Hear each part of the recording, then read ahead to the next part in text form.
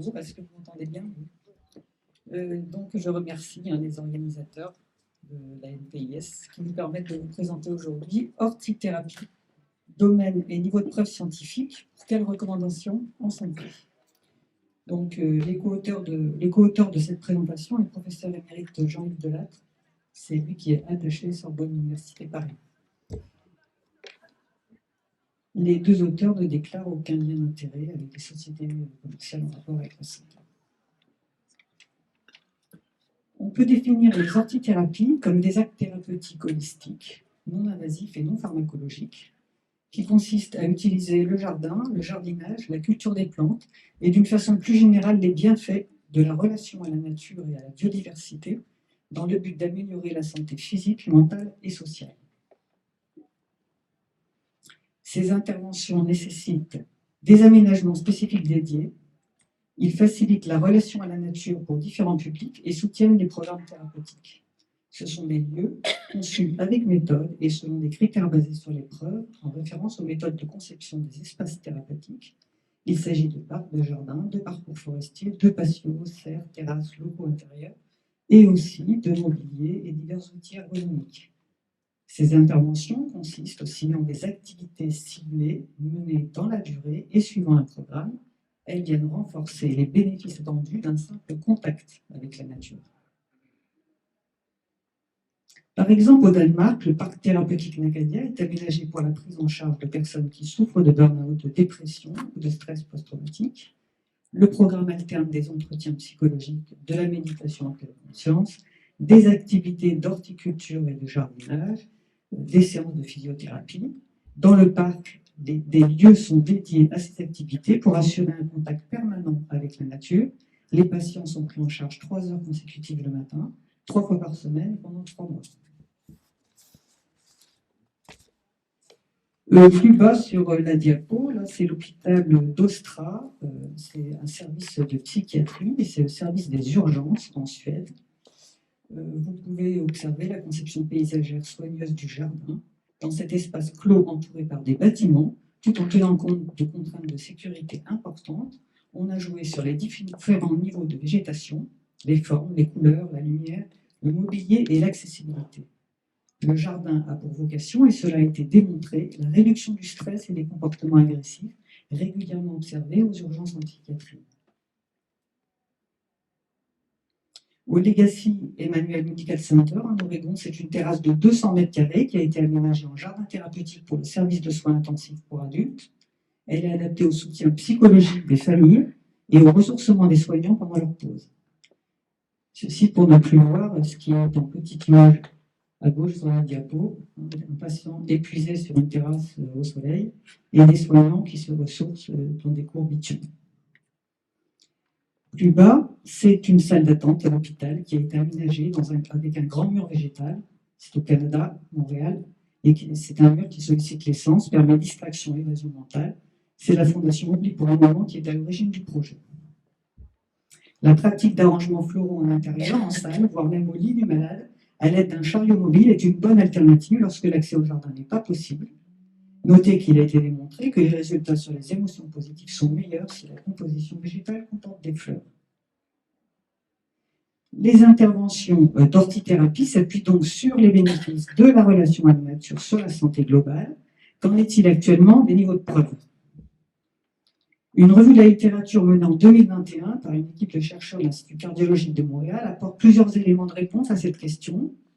164 publications ont été sélectionnées pour leur contenu et leur méthodologie selon des critères éprouvés scientifiquement. Les bénéfices de la relation à la nature sur la santé globale ont été classés par niveau de preuve.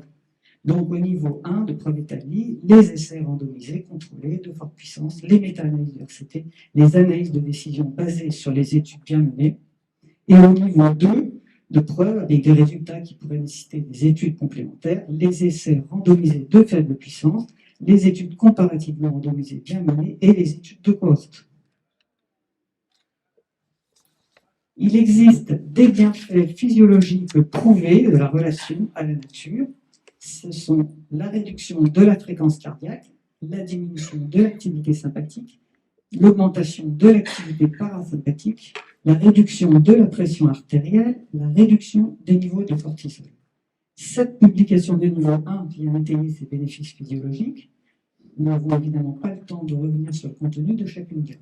Mais pour exemple, l'un de nos collaborateurs, 2017, dans une revue avec méta-analyse, ils retiennent 21 études, 732 participants, et retrouvent qu'après 2 heures passées en forêt, la pression artérielle systolique et diastolique est significativement diminuée par rapport au groupe contrôle qui effectuait sa promenade en ville.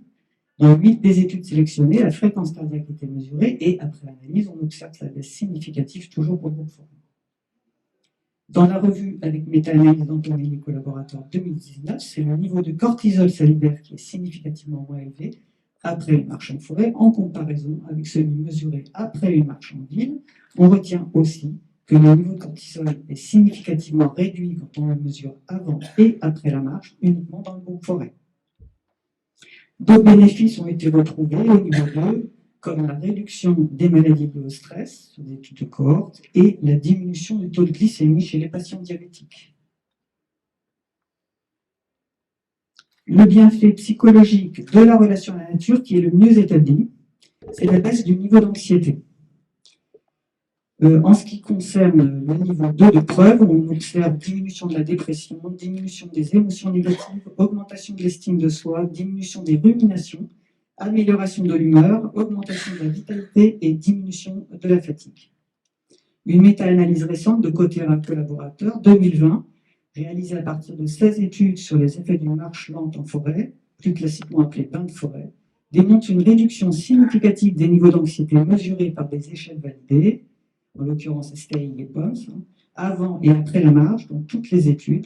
La variable durée de l'intervention a été analysée. On pourrait penser que plus l'intervention est longue, meilleur est le résultat. En réalité, dans cette méta-analyse, au-delà de 30 minutes, la durée n'est pas significative sur les scores d'anxiété, et ainsi une intervention de 30 minutes suffit à faire baisser le niveau d'anxiété. L'étude de Bratman collaborateur 2015, au niveau 2, sur la diapo, elle a montré une réduction significative des ruminations mentales pour le groupe qui effectuait une marche à la campagne par rapport au groupe qui effectuait sa promenade en ville. La durée de l'intervention était de 50 minutes. Le niveau de rumination a été évalué avec l'échelle RRQ. Il s'agit d'une étude randomisée de faible puissance comportant 60 participants. Alors, des bénéfices cognitifs sont retrouvés avec des preuves de niveau 1 en ce qui concerne l'attention dirigée et la mémoire de travail. En ce qui concerne la réduction de la fatigue mentale, la restauration de l'attention, réduction de la confusion, nous sommes à niveau 2. L'étude de Stanford est une analyse provenant de 12 expériences menées auprès de 538 participants. Toutes les études incluses dans l'analyse utilisaient un protocole de type étude randomisée contrôlée et les mêmes tests cognitifs pour mesurer l'attention dirigée et la mémoire de travail avant et après 2 types d'exposition comparativement, milieu naturel versus milieu urbain. L'exposition à la nature variait de la simple vue en laboratoire de paysage à une balade dans un parc, de même pour l'exposition au milieu urbain. Les résultats au test sont significativement meilleurs après une exposition à la nature, quelle qu'elle soit, par rapport au milieu urbain. On peut observer que dans l'étude de Bratman, dont je parlais tout à l'heure à propos des ruminations mentales et des bénéfices d'une marche à la campagne, on retrouvait aussi une amélioration significative sur la mémoire de travail. Si on approfondit la réflexion dans cette direction, il est tout à fait approprié de se poser la question, face à l'enjeu de santé publique que représente la maladie d'Alzheimer, quels sont les bénéfices des jardins thérapeutiques et de la pratique d'activités de jardinage pour les personnes porteuses de la maladie d'Alzheimer et maladies apparentées. C'est l'objet d'une autre revue systématique publiée en 2021 par Muroni collaborateurs sur 480 articles retrouvés dans les bases. Seuls 16 pourront être retenus pour l'analyse dans cette revue. Ce sont des études cliniques randomisées menées dans un jardin conçu spécifiquement pour ce public et avec un programme d'activité d'ortithérapie. Après analyse, 14 études sur les 16 permettent de retenir des bénéfices statistiquement significatifs dans les domaines physiologiques et psychocomportementaux. On retrouve la baisse de la fréquence cardiaque, de la tension artérielle et du cortisol sanitaire, l'amélioration de l'humeur et de l'état dépressif, la baisse de l'agitation, l'augmentation de l'engagement. Il n'a pas été retrouvé de bénéfices significatifs sur la cognition. Une autre remarque s'impose à notre réflexion. Ces niveaux de preuves scientifiques sont un peu réducteurs et limitants, quand il s'agit d'évaluer des notions plus complexes, comme tout simplement le bien-être, alors même que les interventions d'ortithérapie sont qualifiées d'holistiques et s'intéressent à la santé en tant que bien-être et dans ses trois dimensions, physique, mentale et sociale. Pour évoluer dans la recherche, il apparaît important de s'appuyer sur des méthodes qualitatives en complément des investigations classiques. Depuis 2003, à Narp, en Suède, c'est à partir de l'analyse méthodique de l'expérience vécue des personnes que se poursuivent des travaux de recherche sur le rôle de l'environnement naturel dans le processus de rétablissement des personnes touchées par le burn-out, l'anxiété et la dépression. Le rétablissement passe par 4 grandes étapes qui sont présentées de bas en haut sur cette pyramide. Une phase d'introspection et de réparation interne, le patient recharge ses batteries. Une phase de récupération des capacités émotionnelles, le patient, la personne, reprend pied dans la réalité, s'ouvre à la relation. Il est ensuite capable de participer effectivement à des activités en groupe et en phase 4, elle reprend le contrôle et les initiatives sur sa propre vie. Les travaux de recherche ont montré que c'est au cours des 2 premières étapes d'introspection et de récupération des capacités émotionnelles que la relation à l'environnement naturel joue son plus grand rôle. Des études observationnelles complémentaires, des comportements des patients dans le parc et l'analyse des entretiens semi-directifs ont permis de mieux comprendre quel type d'aménagement des espaces naturels, quel type d'activité et à quel moment tout cela pouvait faciliter leur établissement. Il est important de porter une attention particulière à la conception de ces jardins. Ils doivent associer naturalité, sensorialité, biodiversité, tout en assurant confort, sécurité, accessibilité, compatibilité physique et mentale, et bien sûr balance, intimité, convivialité. Avant de terminer cet exposé, nous souhaitons souligner un point fort des interventions de type ortithérapie. Ces interventions bénéficient aussi aux soignants, ressourcement, récupération, ouverture à la relation, ayant pour conséquence l'amélioration de la qualité des soins et la promotion de l'alliance thérapeutique. Les orthithérapies constituent donc un modèle d'intervention non médicamenteuse validé. Elles s'appliquent autant en prévention primaire qu'en complément des traitements curatifs et en prévention secondaire.